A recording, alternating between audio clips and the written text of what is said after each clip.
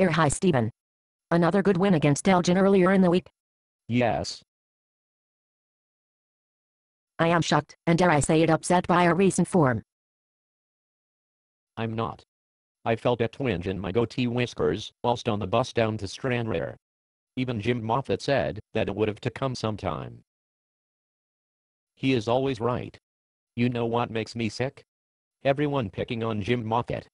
They like to cite his relegation-tinged history and call him nasty names like training cone mover and bad gym teacher. But he won the league with East Fife a few years ago. And we'd get free use of this school gym when it snows. We were not impressed with yesterday's draw against Berwick. Why not?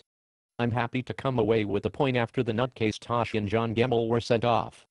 I'm pleased we are off the bottom of the table. During the game, I shackled Alan Brazil using my right eyeball like the class defender I am.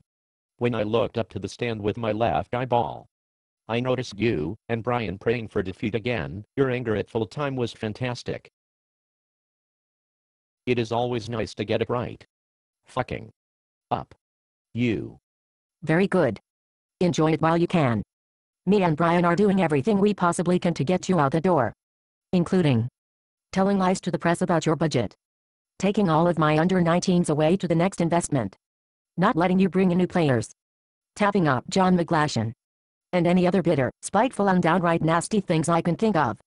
By the way, it was me who told Paul Martin that you have a huge budget and you earn more than half of his squad. I do love to stare shite. No shit, Sherlock. Everybody in Scottish football knows this. Jim Weir gave me some good advice about how to deal with little girls like you. Listen, sunshine. I don't care how many countries you played in. I am the boss round here. This is my ship. Even Brian Winton answers to me. I don't know what your problem is. Actually, I do. You have a problem with authority. I liked you in the interview. I thought, this guy is good, he talks a good game. I thought, he will be much better than Eddie with the big backroom team. No clues Robertson. Moneybags Weir. Bumpsker Hannah. Obviously I didn't expect you to do as good as the job I did over December and January, when we threw away the 2-goal lead against 10-man Berwick. Sadly. You came and you shipped out the guys I paid a shitload of cash to bring here. Also, how dare you tell my son he can't play for Montrose? He was pissed he couldn't be arsed playing for me. 3 games he tried, the rest he was glued to the halfway line. He would have got us promoted. No, Kenny. John Baird would have got us promoted. That wee arsehole? He cleaned me out? He is an ungrateful wee shitbag. My son would have got us up last season, if you played him.